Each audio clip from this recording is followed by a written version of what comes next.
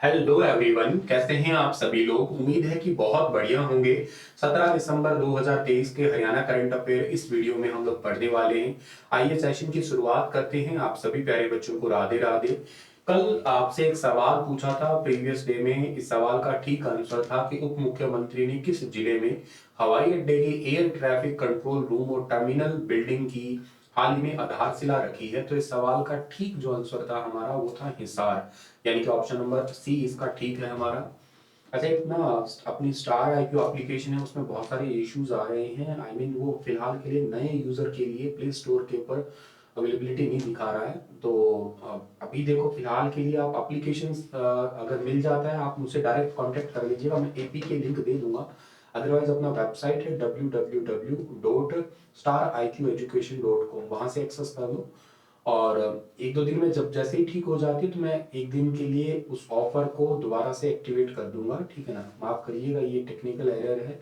तो आप लोगों को जो है ना इस ऑफर का, या यूं कह सकते हो आप लोग की टेक्निकल एरर की वो चलते हुए थोड़ी एक्सेस में भी प्रॉब्लम आ रही है। बहुत सारे बच्चों के मैसेज और कॉल आ रहे थे इसके रिगार्डिंग। तो आप प्लीज परेशान मत होइएगा। अभी तो आप एक्सेस कर सकते हो वेबसाइट से, या आप एपी के लिंक मैं आपको शेयर कर दूंगा। आप मुझे डायरेक्ट व्हाट्सएप पे मैसेज डाल सकते हैं इसके रिगार्डिंग, ठीक है। चलिए आगे बढ़ते हैं। अगला सवाल हमारा क्या है कि अभी मुख्यमंत्री जी की विशेष चर्चा 16 दिसंबर की थी। उसमें मुख्यमंत्री जी ने किसानों को एक बड़ी घोषणा की है। किसानों के लिए रोटावेटर और आलू बिजाई की मशीन पे किसानों को अब हरियाणा के अंदर सब्सिडी मिलेगी, ठीक है। इसका अलग से मैंने क्वेश्चन तो नहीं बनाया, आप सीधा याद करिएगा। आलू बिजाई वाली मशीन और रोटावेटर के मशीनों पर जो है ना किसानों को सब्सिडी मिलेगी, ये याद रखना आप लोग, ठीक है। हाल ही में भारत का कौन सा राज्य इजराइल को 10,000 वर्कर देगा। तो इजराइल को 10,000 वर्कर देगा। भारत का राज्य कौन सा है? हरियाणा राज्य, यानी कि ऑप्शन नंबर सी बी जो है इस सवाल का बिल्कुल ठीक रहेगा। हमास और इजराइल के बीच में युद्ध है, और इसके चलते हुए इजराइल के अंदर वर्कर की बहुत कमी हो रखी है। इसके चलते हरियाणा कौशल रोजगार निगम ने इसके लिए भर्तियां निकाली है फिलहाल के लिए। तो अगर आप विदेश में अब जॉब करना चाहते हैं तो इसके लिए एक अच्छा ऑफर भी है। इजराइल और हमास में जारी लड़ाई की वजह से इजराइल में इस समय कामगारों की भारी कमी है। इसके चलते हरियाणा सरकार ने कुशल श्रमिकों को इजराइल भेजने की तैयारी कर रही है, जो ऑलरेडी मतलब पहले से स्किल्ड लेबर है, अनस्किल्ड को नहीं, स्किल्ड लेबर को। इसके साथ साथ इजराइल के साथ साथ हरियाणा सरकार ने दुबई और यूके के लिए भी 170 वैकेंसी निकाली है टोटल।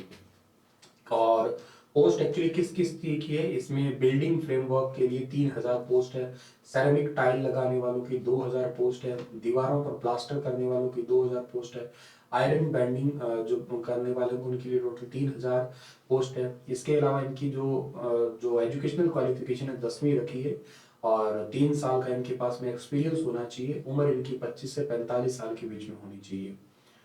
और इनकी सैलरी 1,38,000 के आसपास होगी, जो Israeli shekel currency, Israeli shekel के रूप में इनको मिलने वाली तकरीबन 6100 इजरायली शेकेल के इस आसपास मिलेगी इनको, ठीक है ना। दुबई दुबई के लिए 40 बाउंसर और यूके के लिए 120 नर्सों के आवेदन। यूके में ज्यादातर नर्स जाया करती है, ठीक है ना, ज्यादातर बहुत मतलब इनकी डिमांड रहती है। और काफी अच्छी खासी सैलरी के ऊपर भी नर्स, मतलब नर्स है या केयर टेकर, जैसे वहां पे क्या होता है कि जैसे बुजुर्ग है तो उनकी सिर्फ संभालने के लिए कोई चाहिए, तो संभालने के चक्कर में उनको बुजुर्गों को और मतलब कहीं बुढ़ापे में सेवा करने के लिए वो लोग पोस्ट पे रखते हैं। तो ऐसी पोस्ट ज्यादातर अब सेवा भावना भारतीयों के पास में होती है। कुछ थोड़ा फाइनेंशियल इशू भी होता है, उसके चलते हुए भारत वालों को बहुत भर्ती किया जाता है वहां पे। हरियाणा के अंदर वैसे ना रोजगार का एक बहुत बड़ा मुद्दा भी है, क्योंकि हरियाणा की बेरोजगारी का लेवल देखा जाए तो हमेशा ही भारत के हर एक राज्यों में सबसे ज्यादा ही देखने को मिलती है कहीं ना कहीं बेरोजगारी का आंकड़ा। उसकी वजह आप लोग देख रहे हो पिछले कई सालों से, जैसे मतलब मान के चले हम लोग पिछले इन 5 सालों में कोई बहुत ज्यादा ऐसे कोई भर्ती देखने को नहीं मिली। और जो बल्क में देखने को मिले, लगभग अपनी वैकेंसियां वो कोर्ट में अटक जाती है। बहुत सारे ऐसे कारण आ जाते हैं, ठीक है। और इंडस्ट्रियल रेवोल्यूशन की बात करें तो कोई उतना ज्यादा नहीं मिल रहा है जितना होना चाहिए। जैसे गुजरात की बात करें तो गुजरात गिफ्ट सिटी या और बहुत सारे वहां पे ऑप्शन अवेलेबल है, तो इतनी ज्यादा मार नहीं झेल रहा है वो राज्य। स्किल के ऊपर भी फोकस कर रहा है वो राज्य देखा जाए तो। गुजरात मॉडल के अंदर काफी सारी चेंजेस है वहां पे, ठीक है। खैर अब देखते हैं कि क्या इसके अंदर आंकड़ा निकल के आता है। हरियाणा के अंदर एक स्किल डेवलपमेंट यूनिवर्सिटी है, ये अब थोड़ा काम कर रही है फिलहाल के लिए, जो स्किल सिखा रही है। कहने का मतलब जैसे आपने किसी में एडमिशन ले लिया किसी कोर्स में, तो आप वहां पे जो सीखोगे, ना केवल आप पढ़ोगे थ्योरी बल्कि प्रैक्टिकल भी सीखोगे। प्रैक्टिकल सीख के आप उनके साथ में किसी कंपनी का टाई अप है, वहीं पे आप डायरेक्ट जॉब लग जाओगे। तो ये एक अच्छा प्लेसमेंट प्रोग्राम है फिलहाल के लिए हरियाणा की जो पलवल की स्किल डेवलपमेंट यूनिवर्सिटी है जो दुधौला के अंदर है। हाल ही में हरियाणा के किस क्षेत्र के तालाब को ऐतिहासिक धरोहर बनाए जाने की घोषणा हुई है? Exam perspective super important question है, तो इस सवाल का ठीक आंसर रहेगा नरवाना। ऑप्शन नंबर ए इसका सही है। हरियाणा के उप मुख्यमंत्री दुष्यंत चौटाला ने नरवाना के गेबी साहिब मंदिर तालाब को ऐतिहासिक धरोहर बनाया जाएगा इसकी घोषणा की है। आने वाले पेपरों में तुम्हें देखने को मिल जाएगा गेबी साहिब मंदिर नरवाना के अंदर, इसको ऐतिहासिक धरोहर बनाए जाने की घोषणा हुई है। और इसके लिए टोटल 5 करोड़ 63 लाख रुपए जो है ना वो खर्च किए जाएंगे। ये भी एक अच्छा खासा अमाउंट है कह सकते हो आप लोग, जो इसके ऊपर टोटल खर्च किया जाना है। और उप मुख्यमंत्री जी ने कहा कि नरवाना हल्के के अंदर अब तक हमने जो विकास कार्यों के अंदर 800 करोड़ रुपए खर्च कर दिए हैं। काफी अच्छा अमाउंट है। हरियाणा आंकड़ा अगर दिखा रहा है तो इतना अमाउंट हम लोगों ने ऑलरेडी खर्च कर दिया है हरियाणा के अंदर। और इसके अलावा जो है ना इन्होंने कहा है कि गांव के अंदर तालाब है, पार्क है, जिम है, लाइब्रेरी है, गांव की फिरनी है, इनको भी सुधारा जाएगा। हरियाणा के अंदर 1100 लाइब्रेरियां बनाई जा चुकी है। हर एक गांव के अंदर लाइब्रेरी कहते आने वाले टाइम में और भी हम लोग बनाने वाले हैं। सो ये इनका अब तक की घोषणाओं का है, तो ये पॉइंट भी आप लोगों को याद रख लेना है। मुख्यमंत्री जी द्वारा मुख्यमंत्री ने किसके द्वारा लिखित गुरु की लाल बाबा किताब का विमोचन किया है? तो गुरु की लाल बाबा किताब का विमोचन किया है डॉक्टर धर्मदेव विद्यार्थी के द्वारा लिखी गई किताब का विमोचन किया अभी हाल ही में। ठीक है, सिंपल सवाल याद करने का। सिरसा में किन के नाम पर मेडिकल कॉलेज बनाया जाएगा? ये भी एक अपने आप में अच्छा सवाल है। सिरसा के अंदर किन के नाम पर मेडिकल कॉलेज बनेगा? बाबा सर साई नाथ के नाम पे बनेगा, बाबा बालकनाथ है, बाबा रत्नागिरी है, बाबा भोलेनाथ है। तो इस सवाल का ठीक आंसर रहेगा बाबा सर साईनाथ। ठीक है, ऑप्शन नंबर ए जो है इस सवाल का वो बिल्कुल ठीक रहेगा। सिरसा जिला अपने आप में बहुत खास भी है, इंपॉर्टेंट भी है। क्यों खास है? क्योंकि हरियाणा के अंदर सबसे कम जनसंख्या घनत्व जो है ना वो इसी जिले का ही है। सबसे कम जनसंख्या घनत्व अगर आपसे पूछ लिया जाए किस जिले का हरियाणा का, तो आपको सिरसा का बताना है। कितना बताना है आपको? बताना है केवल 303 व्यक्ति यहाँ पे रहते हैं। ठीक है, अच्छा इसके अलावा एक बात और याद रखना आप लोग कि हरियाणा के अंदर जो है ना राजा सारस का किला अगर पूछ लिया जाए आपसे, राजा सारस का किला, ये क्वेश्चन जो है ना अच्छा सवाल बन सकता है। सारस राजा सारस का किला जो है ना ये सिरसा के अंदर ही पड़ता है, आपका सिरसा के अंदर स्थित है ये। अच्छा इसके अलावा जो है ना लाल जो एक दुखी स्मारक है हरियाणा के अंदर, दुखी दुखी स्मारक है, इंपॉर्टेंट है याद रखना। दुखी स्मारक अगर पूछ लिया जाए कहाँ पे है, तो हरियाणा के अंदर दुखी स्मारक जो है ना, दुखी स्मारक ये भी सिरसा के अंदर ही है। ऐसे पूरा नाम तो इसका दुखी लीलाधर दुखी स्मारक सरस्वती संग्रहालय करके है। छोटे फॉर्म में आप दुखी स्मारक याद कर लो। ये 2001 के अंदर सेटअप हुआ था आपका यहाँ पे। इसके अलावा चौधरी देवीलाल जी का संबंध यहीं से ही है, चौटाला गांव से। हरियाणा का सबसे पश्चिमी गांव भी वैसे ये चौटाला ही है। इनका एक नारा बड़ा फेमस था, लोक राज लोक लाज से चलता है। ये भारतीय उप प्रधानमंत्री भी बने थे, किसानों का लोन भी इन्होंने ही माफ किया था। बड़ी इंपॉर्टेंट बात है, आज तक चर्चा में आ रखी है, किसानों का लोन माफ किया। अब ये एक ही मात्र थे, इसके अलावा तो नहीं किसी के आगे कोई आंकड़ा आया कि किसी ने किया हो। इसके अलावा यहाँ पे जो है ना सिरसा के अंदर गुरुद्वारे बहुत फेमस है, जैसे कि एक यहाँ पे चोरमार गुरुद्वारा बहुत फेमस है। ठीक है, चोरमार गुरुद्वारा ये प्रसिद्ध है यहाँ पे। इसके अलावा गुरुद्वारा चिल्ला साहिब है, ये बहुत फेमस है यहाँ का। ये गुरुद्वारा गुरु सिंह सभा भी है सिरसा के अंदर है। ठीक है, अच्छा इसके अलावा यहाँ पे ना एक फेमस है एलनाबाद क्षेत्र। एलनाबाद राजनीतिक क्षेत्र भी है फिलहाल के, तो बड़ा चर्चा में है एलनाबाद। और राजनीतिक चर्चा के अलावा जो ना एक जादूगर शंकर सम्राट है ना वो भी यहीं से ही संबंधित है। इलाहाबाद को पुराने जमाने में क्या कहते थे पता है आपको?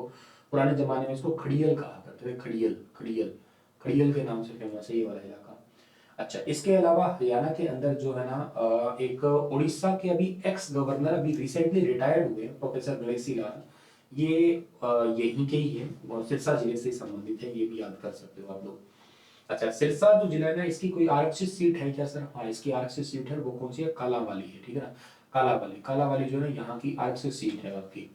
अच्छा हिसार मंडल में आता है, अगर मंडल पूछ लिया जाए कि कौन से मंडल में आता है सिरसा, तो ये हिसार मंडल का एक पार्ट है आपका सिरसा जिला।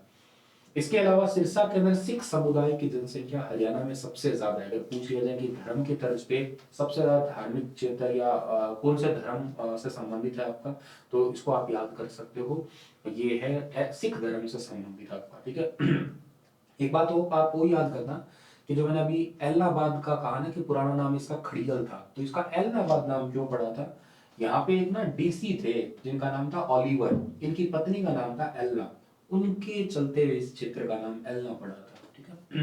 एक बाबा भूमन शाह का मेला भी इसमें बहुत ज्यादा फेमस है, तारा बाबा की कुटिया भी बड़ी फेमस है।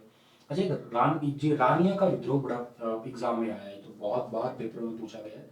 रानिया का विद्रोह हुआ कब था? तो ये क्वेश्चन बहुत इंपॉर्टेंट, 1818 में हुआ था। ठीक है। और रानिया का विद्रोह किसने किया था? तो ये भी बड़ा इंपॉर्टेंट है, जाबित खान ने। ठीक है ना, जाबित खान का विद्रोह था आपका। एक 1857 की क्रांति में रानिया से किसने नेतृत्व किया था? तो वो किया था नूर मोहम्मद ने। ठीक है, तो वो भी अलग अलग नाम है, याद कर लेना आपको यहाँ पे। और रानिया शहर को जो है ना वो बसाया किसने था? तो रानिया शहर को बसाने वाले थे राय वीरू। राय वीरू। यहाँ से आज रानिया से जीते कौन हुए? तो ये हरियाणा के जेल मंत्री और बिजली मंत्री है चौटाला साहब, रणजीत चौटाला जी। इनको भी आप लोग जरूर याद कर देना। अच्छा, इस सिरसा को पुराने जमाने में क्या कहते थे वैसे? तो सिरसा को पुराने जमाने में हम लोग कहा करते थे शिरिष्का। ठीक ना, शिरिष्का के नाम से जानते थे पुराने जमाने के अंदर हम सिरसा को। सबसे कम जनसंख्या घनत्व है 303 है। तो जनसंख्या घनत्व सबसे कम है, पर इसका एरिया हरियाणा में सबसे ज्यादा है। अभी कितना है? 4277 है, मतलब 4277 वर्ग किलोमीटर है। सबसे बड़ा जिला है एरिया वाइज हरियाणा के अंदर ही। ठीक है। हरियाणा का सिरसा वैसे बना कब था? ये तो ये बना था 26 तारीख को बना था, मतलब 26 अगस्त को बना था, 1975 को बना था। ठीक है ना, इसकी मतलब ये घोषणा थी एक्चुअली, और फाइनली ये जिले के रूप में जो है ना 1 सितंबर को आ गया था। ये 1 सितंबर 1975। कई कई बार ये तारीख दे देते हैं पेपर में, ये तो मतलब इस दिन से एग्जीक्यूट होना स्टार्ट हुआ था ये। चलिए आगे बढ़ते हैं। अगला सवाल है कि हरियाणा के किस जिले के लेखक डॉक्टर विजेंद्र सिंह सोलंकी को डॉक्टरेट की उपाधि जो है इससे नवाजा गया अभी रिसेंटली? तो डॉक्टरेट की उपाधि से अभी रिसेंटली जो नवाजा गया है ना, वो गया है भिवानी जिले के लेखक डॉक्टर विजेंद्र सोलंकी को। ऑप्शन नंबर डी जो है सवाल का हमारा वो बिल्कुल ठीक रहेगा। इंटरनेशनल राइटर विजेंद्र सिंह सोलंकी है। इनको इंटरनेशनल सेंटर लोधी सेंटर सभागार में इनको ऑलरेडी अवार्ड भी मिल चुके हैं कई सारे। वर्ल्ड ह्यूमन राइट डे पर एक सम्मेलन आयोजित किया गया था, तब इनको जो ना डॉक्टरेट की उपाधि से भी नवाजा गया है। इंपॉर्टेंट है ये। इस भिवानी जिले को आप लोग किस नाम से जानते हैं? ये हरियाणा की छोटी काशी कहलाती है, हरियाणा की काशी भी कहलाती है, क्योंकि 300 से ज्यादा मंदिर जो है ना अकेले इसी जिले के अंदर है। सर्वाधिक मंदिर की वजह से, मंदिर सबसे ज्यादा हरियाणा में। और नवग्रह कुंड की वजह से किसको कहते हैं? नवग्रह कुंड की वजह से कहते हैं हम लोग इसको कैथल को कहते हैं। एक सती का मेला बड़ा फेमस है भिवानी से संबंधित। ठीक है ना, अभी थोड़े दिन पहले पेपर में आया था ये वाला, तो करके मैं कह रहा हूँ फेमस है, पेपर में आ गया वो सवाल, वेरी इंपॉर्टेंट है। हो सकता है कि दोबारा भी वो आपका कहीं रिपीट हो जाए। ठीक है, तो इसको याद कर लेना। सती का मेला किस जिले के अंदर लगता है? तो सती का मेला लगता है जी भिवानी जिले के अंदर लगता है आपका। बाकी मेले तो हरियाणा के अंदर कई सारे जिलों के फेमस है आपके। वैसे इस जिले के अंदर और भी कोई फेमस है क्या? हाँ, एक यहाँ पे मूंगीपा का मेला फेमस है भिवानी के अंदर। ठीक है ना, कौन सा है? मूंगीपा। मूंगीपा ये यहाँ पे एक जगह है, रिवासा करके जगह है, यहाँ पे लगता है रिवासा के अंदर। और ये कार्तिक महीने के अंदर शुक्ल पक्ष में चतुर्दशी के दिन लगने वाला मेला है। एक यहाँ पे बाबा खेड़े वाले का मेला भी बड़ा फेमस है, बाबा खेड़े वाला ये मेला भी फेमस है। ये औरंगाबाद में लगता है। ठीक है ना, ये सावन महीने में लगता है यहाँ पे। एक पूर्णमासी का मेला भी यहाँ का फेमस है इस जिले का, पूर्णमासी का मेला।